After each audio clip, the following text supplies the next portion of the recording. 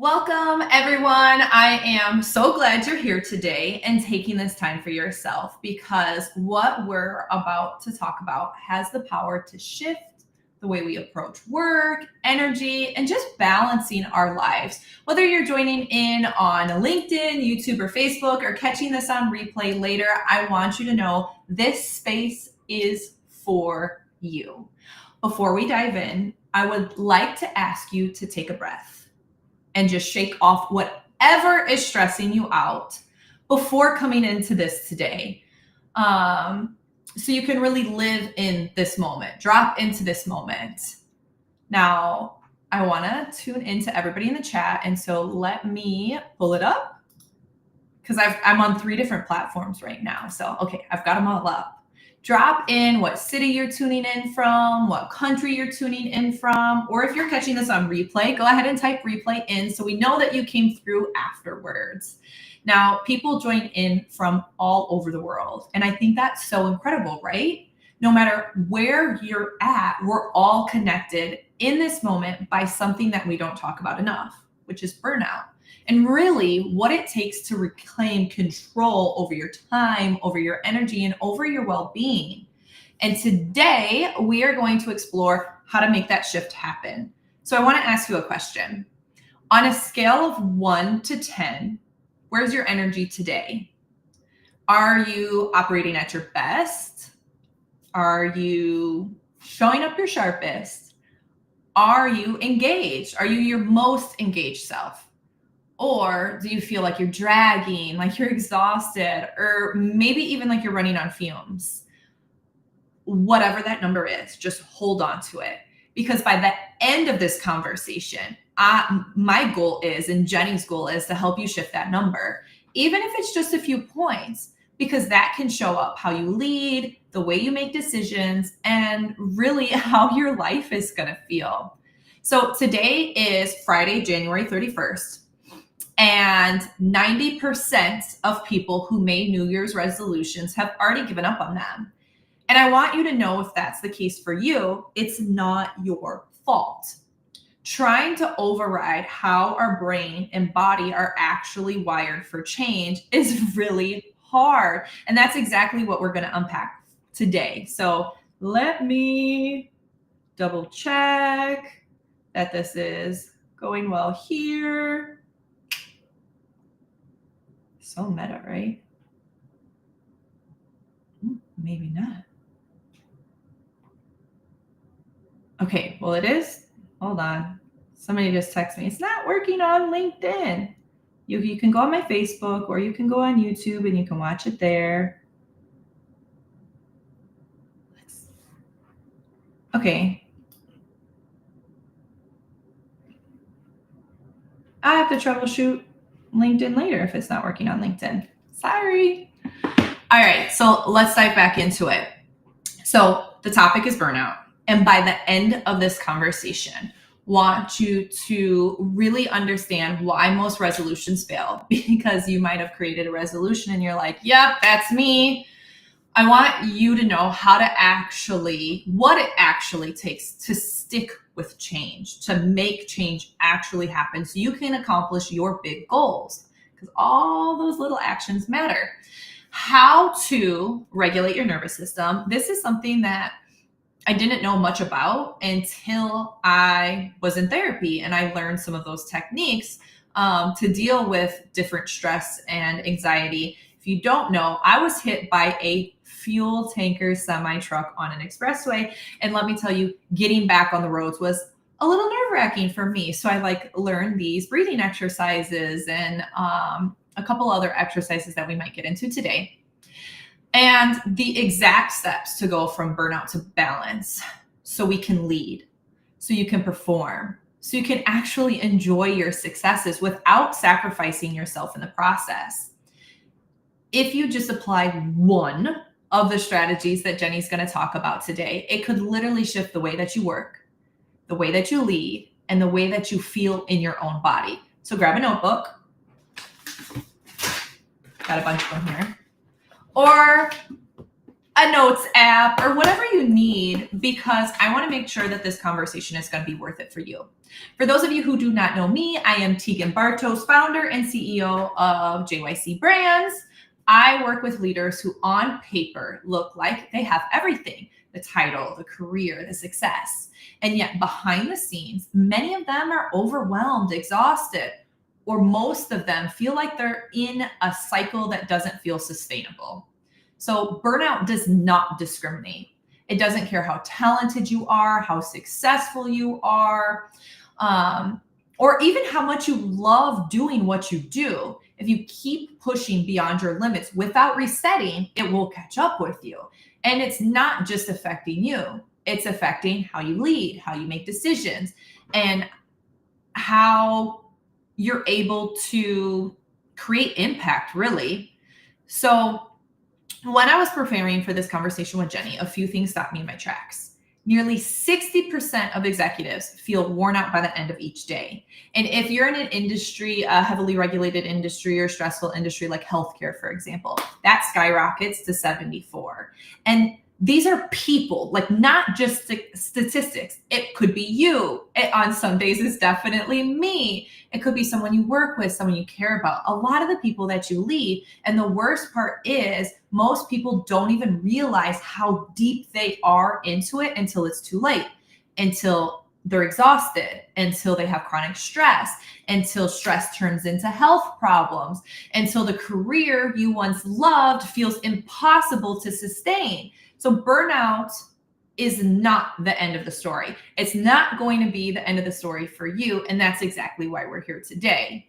I don't want to talk about burnout. I want to talk about solutions, real actionable solutions backed by science, psychology, and the way our brain and body actually work. And so to help us do that today, I have an incredible guest with me. Her name is Jenny Adams, and she's a somatic and ADHD coach, an expert in nervous system regulation. She has worked with people just like you and me to rewire their relationship with stress, reset their energy, and reclaim their balance. She is going to break down why most resolutions fail, and it's not a motivation problem, how your nervous system is actually running the show when it comes to stress, energy, exhaustion, and simple, powerful steps that you can take today to start shifting from burnout to balance.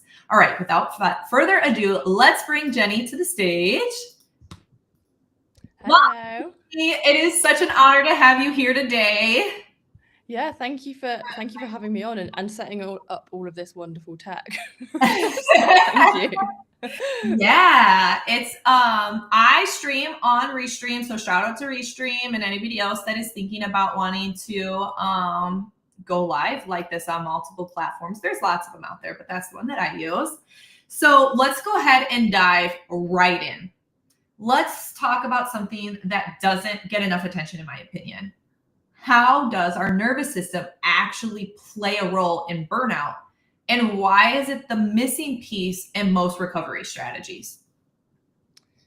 So the nervous system is a piece within ourselves that every single piece of information that goes on outside of us goes through our nervous system.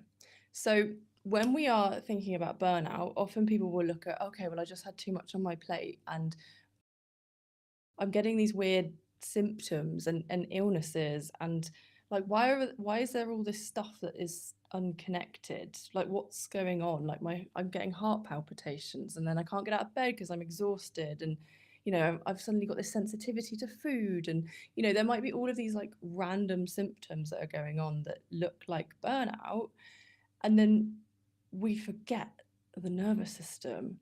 And we're talking about the autonomic nervous system here. So here, autonomic, it sounds like automatic. Basically, it's everything that's automatic in our body that we don't have to think about. Thank God. So things like breathing, our heart rate, our skin temperature. So all of these things, like our digestion, all the automatic stuff that happens to allow us to function as humans on a very basic level. Now, when that gets dysregulated, those processes stop working so well. And this is where the digestive issues come in, like the heart stuff. We might be constantly having sweaty palms, for example.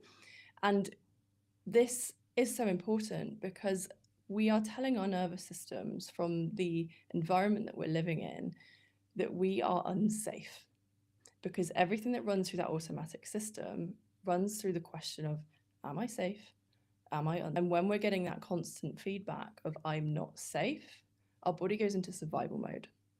So we go into that fight or flight, or we go into shutdown if it gets too extreme. And that shutdown can be the burnout. That can be when you literally can't get out of bed. For me, it was being in my corporate job years ago, having pushed and pushed and pushed and pushed, and I literally could not stand up to walk to the bathroom. And I had this huge emotional, like, what on earth is going on? And that was the point that led me to a chronic illness, to spending years in my 20s in a wheelchair. And that was my body screaming at me, I can't live in survival mode any longer. And I really hope for anyone listening, you don't go through this as well, because it is horrible and I never thought it would happen to me. And this is serious stuff. And yeah, please take on some of these tips. Yes. Okay. So your work is deeply personal. So your corporate career was just led to awful healthcare side effects in your 20s. So how did you go from stressful corporate career, which a lot of us do? I was telling you before we went on the live, like it took me being hit by a fuel tanker for me to realize that what looked and felt like success before that moment, rapidly being promoted, congressional recognition, being invited to all of these prestigious leadership training initiatives. Until I was laying in that hospital bed, I didn't realize all of the other things that my body was telling me. And so how did you become a master at this? Like, how did you change your career and start helping other people who experience things just like you? Because I feel so often, especially for women, our healthcare typically is misdiagnosed. And so fill me in, fill us all in. Well, there's a lot here. I mean, there's layers to this. So I appreciate you saying I'm a master of this. I'm learning still. It's a constant process of checking in with oneself, and I've done various trainings and things. And what led me to getting better and recovering in 3 short bursts was I found a movement strategy that worked for me. I've found feeling safe in my body for the probably the first time in my life. I changed my diet, so got rid of some of the inflammatory stuff and just started to tone down some of that energy that's going to inflammation and my body shouting at me all the time. And I started to see a therapist to deal with some of my previous trauma. And you say about the role with women, and yes, unfortunately these sorts of chronic illnesses and burnout tend to affect women more. Doesn't mean it doesn't affect everybody. And for anyone that has grown up or feels responsible in some way, and often anyone in a leadership position or an entrepreneur almost has something to prove. Like, I am only worthy when I am at a certain status, pay grade, place in a company, whatever it might be. We hold ourselves to such high standards because often something from our past has told us we're not good enough as we are. We're not acceptable as we are.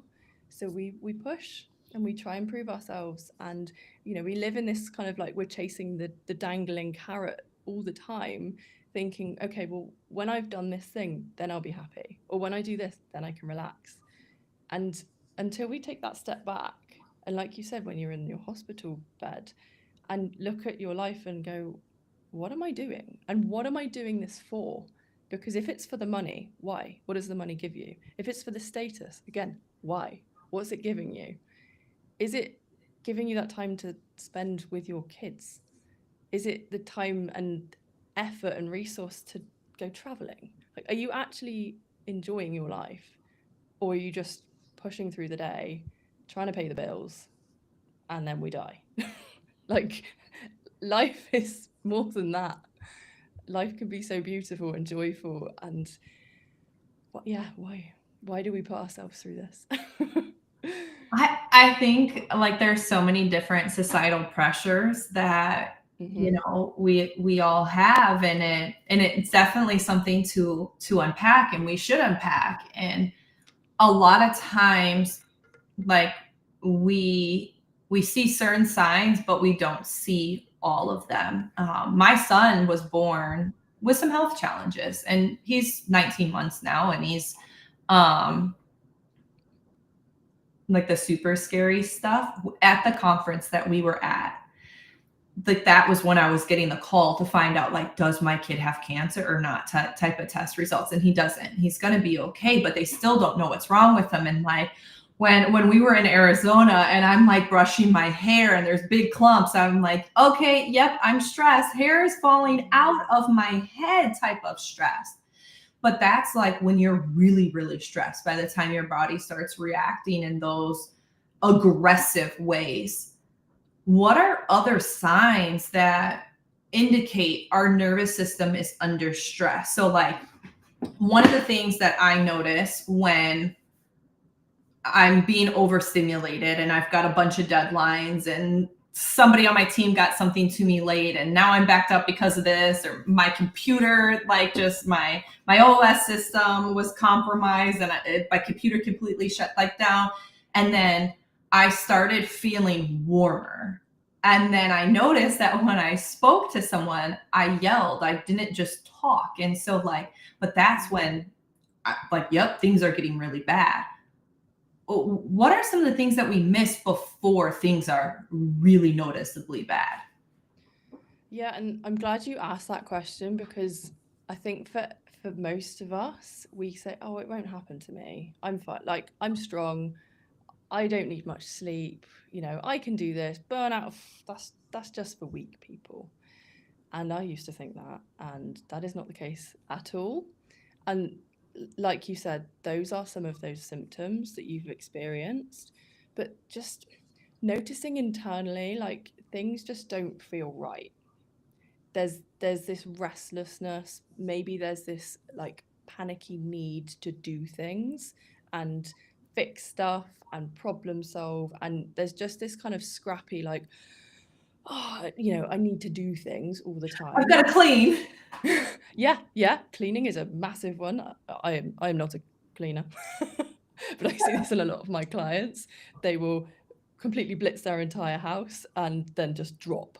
Yeah. So yeah, things like that, avoidance techniques, just getting like snappy and irritable, and snapping at your loved ones or your team, feeling shame as well, like, what is wrong with me? Like, why can't I do this? I'm a smart person. I've got to this place. Do I belong here? What's going on? Having those sorts of thoughts and really questioning yourself. Overworking, trying to, again, prove yourself.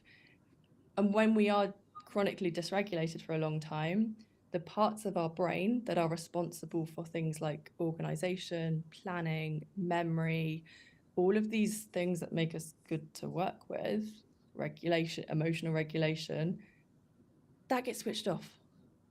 And then we get stuck in this thing of, okay, well, maybe I just need to work harder. But if that's not working, this is where pausing and regulating can really help, because you're going to switch that back on. Otherwise, you're probably going to be working 12, 14 hours to try and keep up with yourself, because this isn't working. That's a high cost to pay. Oh, yeah. And because we don't talk about the nervous system enough and dysregulation, we think there's something wrong with us, as in, I must just be stupid or not working hard enough or lazy or insert limiting belief here. Yeah.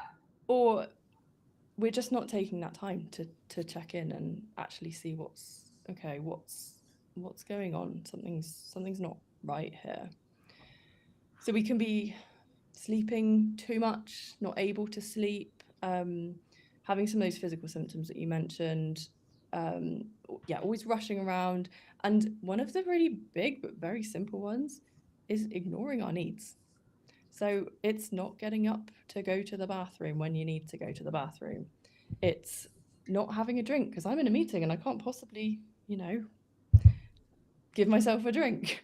Not eating because you're in back-to-back meetings. And it's not necessarily just the filled out schedule. It's also noticing the internal urges and needs too. Because I feel like this is going to be like one of those clips that I play on replay for people when they need to hear it, because it's so confronting, like not being able to sleep. I do have a water bottle, but just you work with entrepreneurs every single day. I primarily work with corporate leaders every single day. And on both ends of the spectrum, high performing, ambitious people tend to put off their personal care needs because they're trying to do something else. Mm-hmm. Yep. And I catch myself doing this sometimes, that I've come out of a meeting and I'm sitting across my legs and I'm like, I really need to be. I'm just going to do this one thing and then I'll go. And then I catch myself and I go, no, what is more important, that email or me and my needs? Go to the toilet. Well, on that note, hey, Rick, welcome to the conversation. Hey, Chuck, it looks like we are officially live on LinkedIn now. Those are coming in. The recordings will be available on streaming platforms, so don't worry if the first part cut out. We're talking about the signs and the costs of burnout, of not taking care of ourselves. And Jenny, you've given some examples of techniques or tools that we can use to regulate our nervous system. But what are some of your favorites or some of the more manageable ones that might be a good place for some of us to start, where it's like, yeah, I'm willing to try it? Yeah, great question. And with nervous system regulation tools, the purpose of them really is to kind of like bookend how much discomfort we are consciously allowing into our system. It's not to just override stress. Like, we need a certain amount of stress to function. So there is also a self-care piece to this, because if you're running at 1,000,000 miles an hour and you're like, I'll just take a few breaths, your nervous system's still going, whoa, slow down.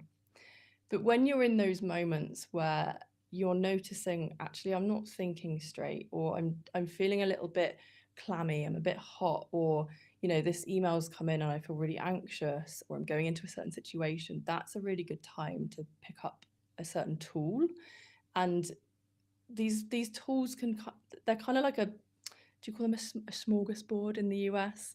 Like a pick and mix board. Yes. Yeah, like a buffet or a toolbox or a toolkit. Yeah, and they're things that, you might like that one day, that might work for someone else. We've got favorites. Certain things work for certain people at certain times. So I can show you a couple of these tools and techniques. So first thing to do is pause. So just pause and notice how you are. That's a hard one for a lot of people who are used to go, go, go, go, go. Mm-hmm. Mm-hmm. So if you're in one of those stressful meetings and you're noticing your body's telling you something, literally just take a second, like one breath, and notice what's here. And then if you're aware that, actually, I'm feeling a little bit dysregulated, we can take a few breaths, whatever that might feel like to you. So I'll show you a particular breath that I really enjoy. And again, this might work for some, might not work for others. And I call it like the straw breath. So if you can imagine, and you can actually do this, you can get a straw and breathe through the straw. So what we do, and I'll talk you through, is we breathe in through our nose for a count of 2, and then we breathe out as if we're breathing through a straw through our pursed lips for a count of 6. So if anyone wants to join in and do this, let's breathe in through our nose for a count of 1, 2, breathe out through a straw for 2, 3, 4, 5, 6. Breathe in through your nose for 1, 2, Out through a straw, 2, 3, 4, 5, 6. We'll do it one more time. In through your nose for 2, out through your mouth for 2, 3, 4, 5, 6. So if anyone's watching and done that, just have a little check-in now and notice. Did anything change? And it doesn't always have to be a better or a worse thing. But what are you aware of? For How's me, that for you? it felt like I could probably go lay down and take a nap. Like, oh, like a weight has lifted. This morning was a lot. And so just like taking that second to breathe, or those like less than a minute to breathe, it just, okay, I can do this. I can get through the day. And notice how the energy here has shifted as well. Yeah. And our nervous systems talk to each other. So if you've ever walked into a room and your whole body's gone, oh, no, and you don't know why, but that's telling you that room situation, no. So Jenny, and there are certain people that you're like, oh, do you want to be one of those people? This has been researched during interviews, like hooking up like the little circle thingies to the interviewer and the interviewee, and literally the brain waves sync during storytelling. Like during the interview, when the interview is going really well, you end up having the same wavelengths. Fascinating. We'll have to get into that on another live because I know we're coming up here to the end. Brian says, most things in business aren't so important or urgent that you can't take a couple minutes periodically through the day to breathe, exercise, or just stare at a wall to decompress. Hallelujah, Brian. Yeah, great. And sometimes, even if you are super busy and maybe it doesn't seem like the right environment to pause and do one of these things, literally, there's a technique called havening. You can just pretend like you're putting hand cream on. If you're sitting at a desk and you're in a meeting room, just doing this under the desk and tuning in to these sensations. How does this feel with this hand touching this one? How does this feel to be touched? You can go up your arms. It's best skin on skin. And you can do this all over your body. But that can be like a little sneaky one, that if you're in a meeting and you're feeling like you're getting a little bit agitated or dysregulated, that can be a super easy one. Noticing your feet on the floor, your bum on the seat. And these are the things that we can do when no one else can see. You can also do stuff, jumping up and down and shaking and all sorts of, big, obvious things. And one of the things I used to do when I was in corporate and didn't really feel like I could access any of this, I would just go off to the bathroom and just take a minute. And that was that just pause away. I didn't have to explain to anyone. That was just me to just, no stimulation for a few minutes and then go back. Yeah, so you people who like to talk through the stall of the door, stop. That's people's moment of peace. Yeah. But in all seriousness, Jenny, this conversation has been so powerful. I know a lot of people watching have really walked away with aha moments. Like if they're really being honest with themselves, like, shoot, I am in this cycle, or this is me right now.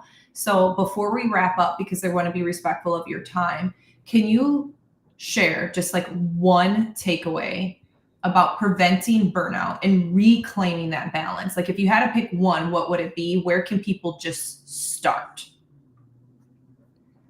So to make this as simple as possible, like it doesn't have to be this huge elaborate thing. What are the things that make you feel good? What makes you feel better? And often it's things like nature.